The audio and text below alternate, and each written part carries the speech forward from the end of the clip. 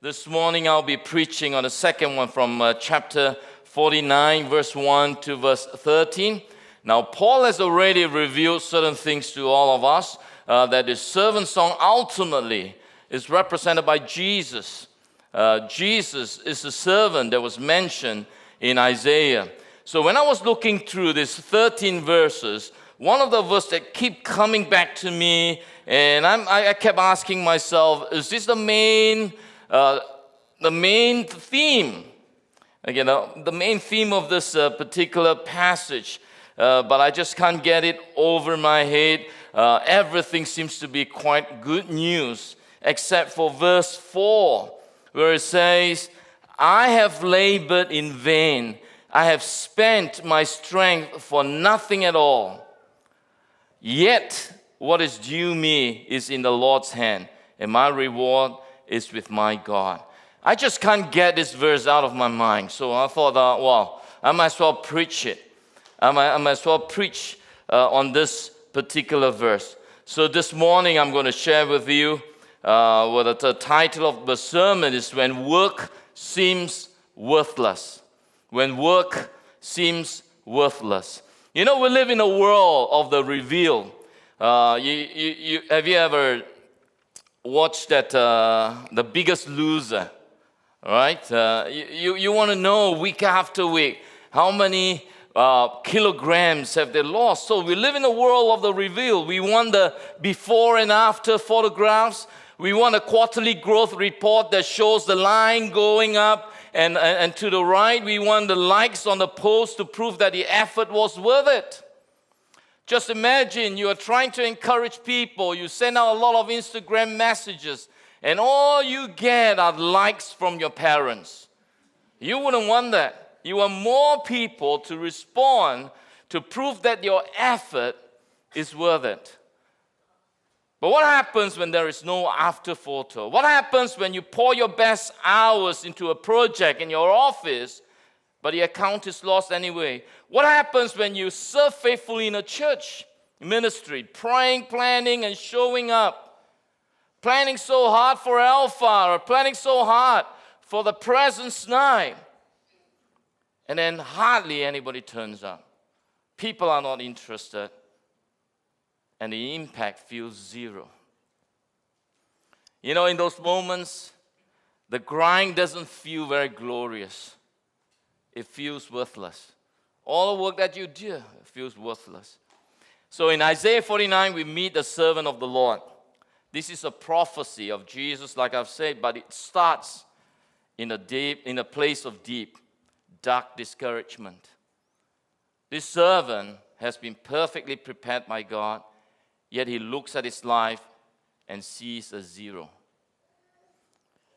He speaks to anyone today who feels like their best isn't enough. So this passage speaks to everyone who feels when you walk into the church today like their best isn't enough. So the main question I want to tackle this morning as my main sermon question is this: how can serving God faithfully remain meaningful when work seemingly produces no visible result? How can serving God faithfully remain meaningful when work seemingly produces no visible fruit? So you've come to church today not knowing that I'll be preaching a sermon. Some of you may be feeling exactly that way, that you work so hard, all your life, and it seems like there is no visible fruit. So how can serving God faithfully remain meaningful when work seemingly produces no visible fruit? The first answer to that is this: it is meaningful because our value is determined by the master, not the market. It is meaningful because our value is determined by the master, not the market. So let's read the first 4 verses of this passage here. Listen to me, you islands. Hear this, you distant land. It is not just limited to Israel. It's for the whole world to hear this. Before I was born, the Lord called me. From my mother's womb, he has spoken my name. He made my mouth like a sharpened sword. In the shadow of his hands, he hid me. He made me into a polished arrow and concealed me in his quiver. He said to me, you are my servant Israel, in whom I will display my splendor. But I said, I have labored in vain. I have spent my strength for nothing at all. Yet what is due me is in the Lord's hand, and my reward is with my God. The first answer to our question is about identity. The servant begins by calling the islands and distant nations to listen. Now, it's very interesting that they call upon all these distant islands, distant nations, when the book of Isaiah was likely to be read only and read only by the nation of Israel, the Israelites. Why talking about a nation, far away? That's because I believe that ultimately he wants to prepare the nation of Israel to see that their goal is not just Israel, but to the ends of the world. So that's why he's calling to islands and distant nation. And then he reveals that the Lord called him from the womb. Whenever you listen to this or you read about, that the Lord has called you when you're still in your womb, it means that God has prepared you. God knows where you're heading. You are not an accident. God has a purpose for all of us. It's a matter of how we respond. God has a purpose for all of us. God did not just wake up one morning and say, oh, I forgot. God knew. God has a plan for the nation of Israel. God has a plan for all of us. So the identity was formed before the servant ever did a day's work. He was still in his mother's womb. He was already named and claimed by God. He already has got an identity. He's already a special person while he was still in his womb and before he did anything at all.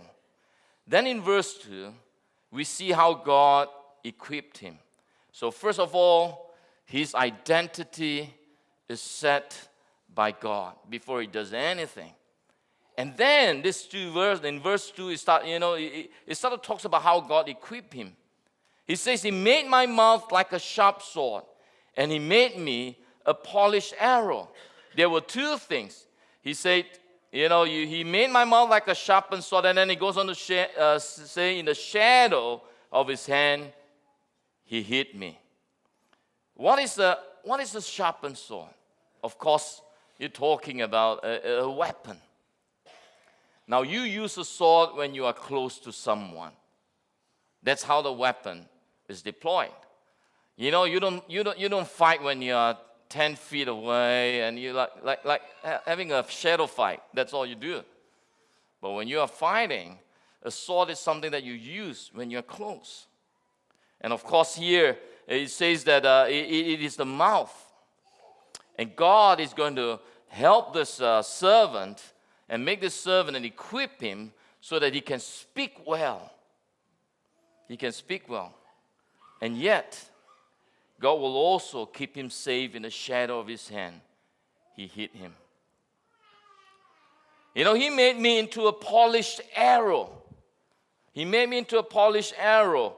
Now, some of you will be thinking, what is a polished arrow? Now, sword is a weapon for close contact. What about an arrow? An arrow is for a kind of a distant enemy. Okay? So you can tell. And then he says that he concealed me in his quiver. You don't use your arrow all the time. You use it when the time is right, while you are being kept safe in a quiver. And the reason why it's a polished arrow is we are not used to this kind of stuff anymore. The reason why it's polished is so that when you shoot, it goes to the direction that you're supposed to go. If it's not properly polished, it will go to a different direction. because of all this resistance. So it is polished. In other words, he has the identity. God set him out with his identity. He is called while he's in a womb, mother's womb. He is special. He has a purpose, even before he starts doing anything.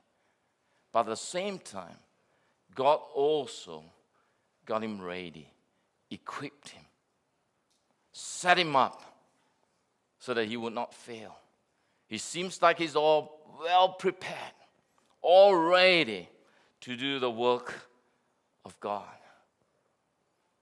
And what happened? He still say, I have labored in vain. I have spent my strength for nothing at all. If the servant of the Lord, who was so well prepared, who was chosen by God, would come to a place where he says, I have labored in vain, I have spent my strength for nothing at all. If you come to the church today, and if you feel the same way, there is nothing to be embarrassed about. Even the servant of the Lord would feel that way. So that's how he felt. But the difference is this. Because of his identity, he is so sure of his identity. And this is what he says. He says, yet. Initially you think that God prepared him so well, but yet, but he still has that problem. You think that, that's horrible. Imagine Jesus has this problem. We know that the servant is Jesus in the New Testament. Imagine Jesus failed. Jesus has a problem. Jesus said the same thing. I have labored in vain. I have spent my strength for nothing at all, which he did. Because in John chapter 1, it talks about how he came to the world and the world cannot recognize him. In fact, more than that, his own people rejected him. So Jesus did face as if the labor is in vain. He did face as if his strength for nothing at all. But a person who knows his identity would say what is written in the next words. He says, yet what is due me is in the Lord's hand, and my reward is with my God. That is where he is. So your service remains meaningful because your sharpness is known to God even when it's hidden from the world. Some of us are in the quiver right now. Some of us are hidden. Our swords are hidden. Our arrows are in the quiver right now because it's a time where God is going to sharpen you even more. Some of us feel that, we don't seem to be going anywhere, achieving anything. Maybe it's time for you to see that you are now hidden to be sharpened by God. An arrow doesn't become valuable only when it hits its target. It is valuable because it was crafted by the archer. Your meaning is found in your design, who God made you, your purpose, not just your deployment. You are a polished arrow even while you are still sitting in a quiver. Identity is one of the major issues in our lives.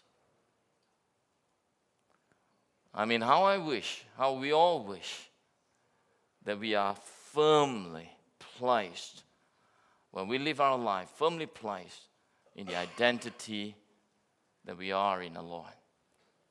I think we will be much happier if we can get this sorted out. That God has called all of us, that we are special to Him. Not because of what we have done, just solely because He knows you. So that's the first thing. It is meaningful because our value is determined by the master, not by the market. By the master. Secondly, It is meaningful because we are participating in the successful failure of Jesus. It is meaningful because we are participating in the successful failure of Jesus. In verse 5 it says, "And now the Lord says, He who formed me in the womb to be His servant." Again, it's talking about your identity. And then and His work is to bring Jacob back to Him. The purpose that God formed him in the womb of the mother is to bring Jacob back to Him and gather Israel to Himself. "For I am honored in the eyes of the Lord, and my God has been my strength." He says, now you'll be thinking, "Hey God, I'm in trouble now. I'm disappointed. I've been doing things I've been working so hard, yet it seems like it's all in vain, and you'll be thinking, God will say, "Oh, okay, take a rest, just don't do anything or whatever." And instead, what did He say? "It is too small a thing for you to be my servant, to restore the tribes of Jacob." That's what the original plan was, to restore Jacob, the tribes of Jacob, and bring back those of Israel I have kept. Isn't that the servant's role? But then instead of that, He added into it and said, "I will also make you a light for the Gentiles, that my salvation may reach to the ends of the earth." Now you'll be thinking that you're in trouble, you're disappointed, you're discouraged, that you need comfort, and the comfort will come in the form of I think you need a rest, just relax, and just when the time is up again, you can start doing things. Instead, God has a bigger plan for you. Yes, you may take a rest. Yes, you may be hidden in your quiver for now. But God's idea is that when the time comes, your role is not just limited to the nation of Israel. Your role is to be a light to the nations, more than just the nation of Israel. So in verses 5 and 6, the servant is discouraged because he hasn't been successfully restored Israel. He feels like a failure. But God's response is a twist here. He doesn't say, "Try harder." He says, "It is too small a thing for you to be my servant, to restore the tribes of Jacob. I will also make you a light for the Gentiles." Sometimes we think that our failures, our disappointments, well, that's it. I give up. But your failures, your disappointment is a pivot to something else. You are a child of God. Your failures and your disappointment does not stay there. It pivots you into something greater. We must look at Jesus here. Let's look at the pattern of Jesus, a pattern of the cross. By every modern metric of success, how many people we reach out, how impactful we are, and return on investment, Jesus' earthly ministry looked like a total failure on Good Friday. Total failure. After 3 years of perfect service, he seems to be doing very well in the service. His followers, you can call them his board of directors or his employees, they fled. And his nation, the people of Israel, rejected him. So on the cross, what do you see on the cross? What do you see? Zero. Nothing.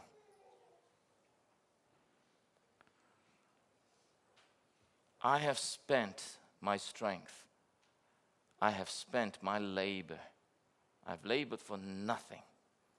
That's what the cross seems to be saying. But then God looked at his son Jesus. That failure was too small a thing. Because of the rejection of Israel, the light broke out to the whole world. Through Jesus' death and ultimately his resurrection, there's something more to just limited to a group of people, but to the rest of the world as well. You see, when your work feels worthless, you aren't failing. To many of us, because of the standards of the world, when we are not crunching up numbers, we feel worthless. But I'm saying you are not failing. You are actually entering into the most intimate fellowship with Jesus.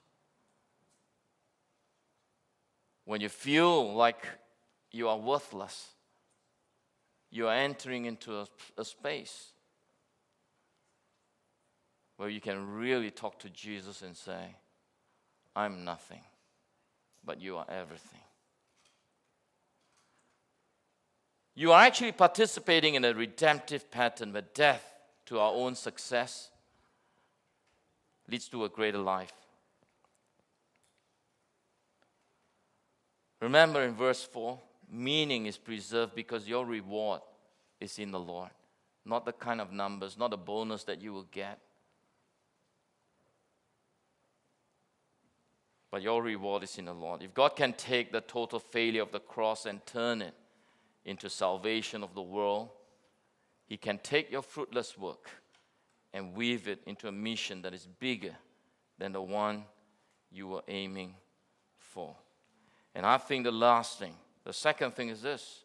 It is meaningful because we are participating in a successful failure of Jesus. Some of you may not know. God has a plan, a greater plan for you. Even though you may be feeling disappointed, discouraged, the worst time of your life, but God has even a greater plan for you. God is able to do much, much greater than even what you can imagine. But He has something greater for you. I know someone, he was in business. He thought he wanted to be a businessman. At the same time, he tried very hard to be also wanting to be preaching at the same time. So he went to Bible school while he was still doing his business. But his whole idea is to make sure that his business is successful. That's all. He wants numbers. He wants the bottom line. And that's all he wanted. And then preaching and serving in the church is like a side thing for him. He just wanted to be successful. He was initially. But then his business failed. And God took him to a different place. Of course, his business failed and it was very miserable for him. But God took him on a journey. And today, he's preaching around the world. He's traveling, dialoguing with people in different parts of the world. You come in today, you think that I'm so discouraged. I've tried so hard trying to get numbers up. Everything seems to be nothing. And this passage seems to tell us that just because you fail from the world standard doesn't mean you fail in God's eyes. God has a greater plan for you. You are participating in the successful failure of Jesus. It's where God can really do a work in your life when you are at the lowest. When you recognize that you are a nobody. That's when God can do greater work in your life. And I believe that's what He's doing.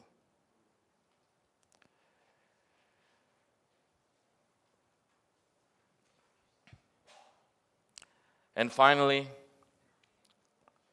why is it meaningful? It is meaningful because our hidden grind is paving a road for others. The final answer is about legacy. It is about what you're going to leave behind in terms of what you're going through. There must be a reason why you're discouraged. You put your heart out into your family, things doesn't seem to change. You put your heart out for your workplace, things doesn't seem to change. You come to church, you do your best, and things doesn't seem to change. Even then, there is a legacy that you can leave behind. Verses 7 to 13 is a long passage. I'm going to read to you anyway.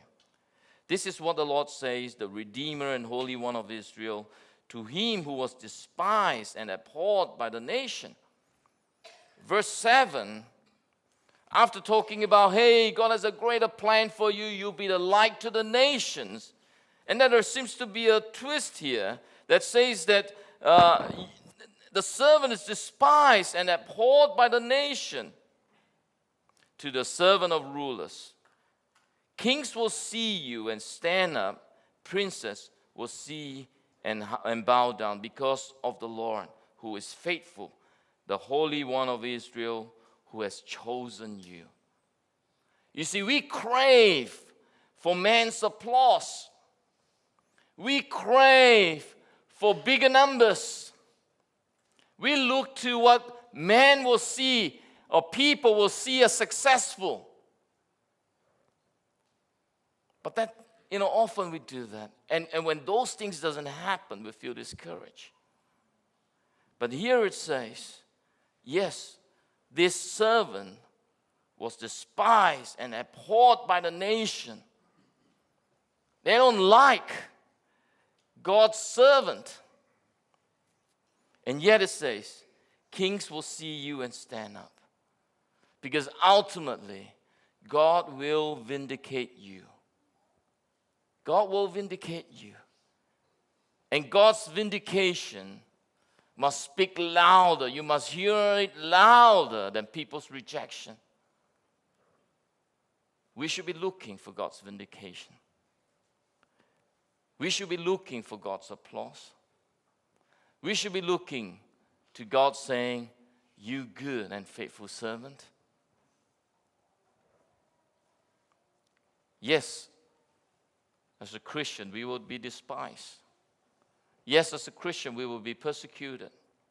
Yes, as a Christian, people will not agree with us. And sometimes it can be hard, even in our workplace. But God sees you differently. God vindicates you. And then in verse 8 it says, this is what the Lord says. In the time of my favor I will answer you, and in the day of salvation I will help you.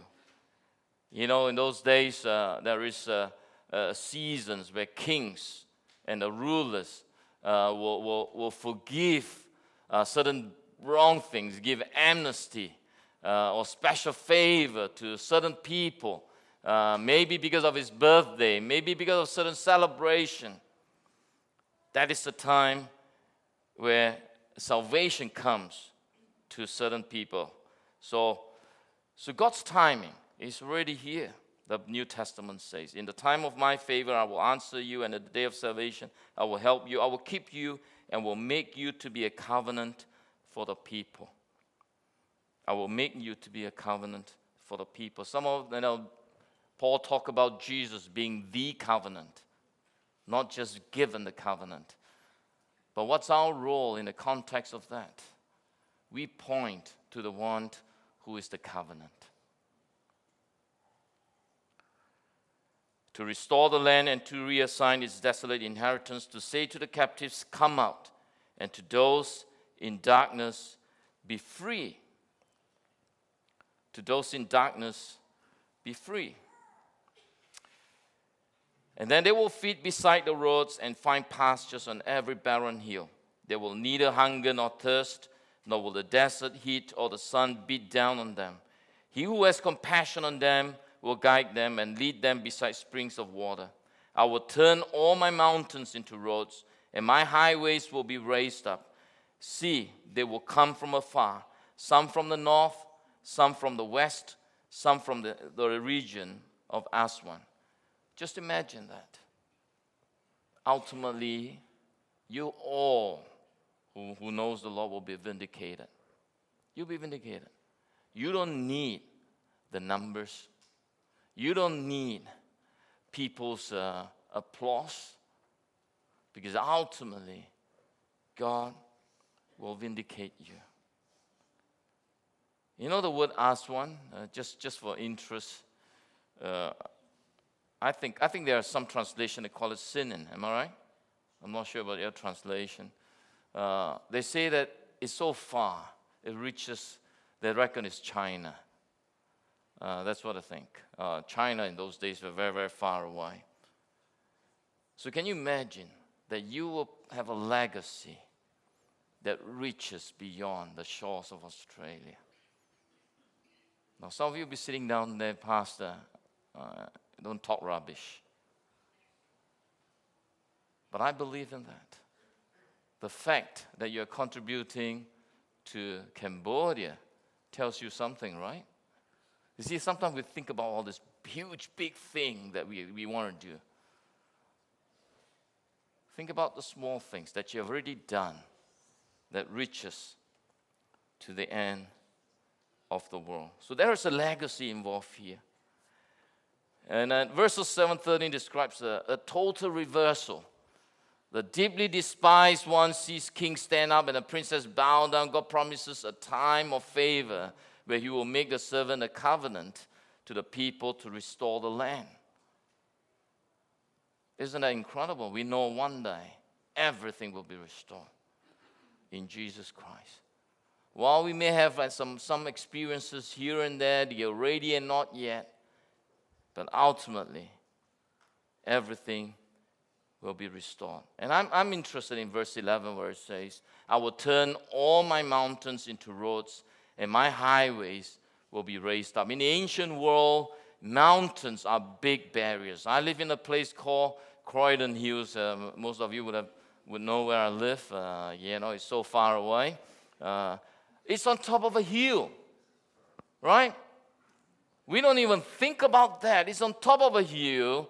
We drive there as if it's so easy. But in the old days, mountains or hills like Croydon Hills, it would be a big barrier. It would be a big, huge barrier. And it presents almost an impossible in those days barrier. And God says He will take those very obstacles, the burnout, the rejection, the disappointments, the discouragement, the fruitless years, and flatten them into a highway. Same materials, but from a mountain into a highway.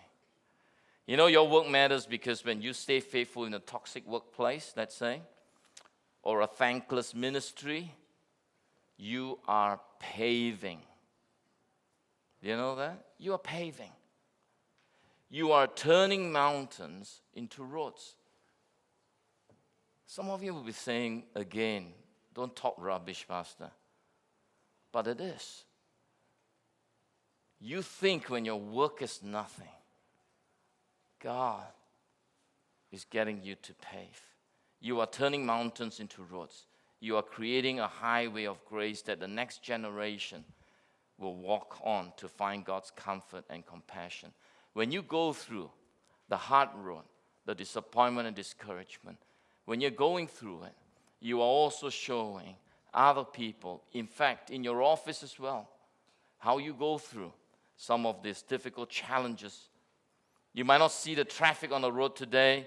You might feel like you are just smashing rocks in the heat. But because of your worthless grind, your worthless work, someone else is going to find their way home to God.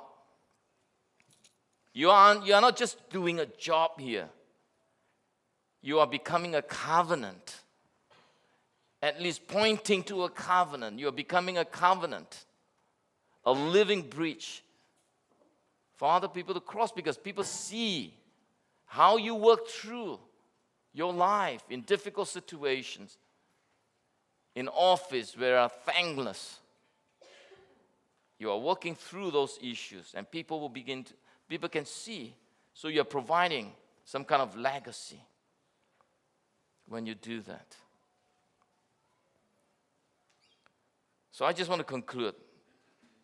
And I ask the worship team to come.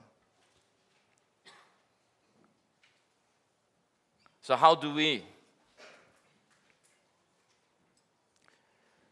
can serving God faithfully remain meaningful when work seemingly produces no visible fruit? 3 things. Our value is determined by the master, not the market. We are participating in a seemingly failure of Jesus, but it's not. It's a time where God polish you. It's a time where God keep you in a quiver, protecting you. And then finally, after that, God uses our dead ends to build highways for others. You can be a great example to people who are working through their lives, always thinking about the bottom line, thinking about numbers, thinking about return on investment. And here you are. You live your life comfortably, even though you may be going through tough situations. You are living a legacy for other people to follow.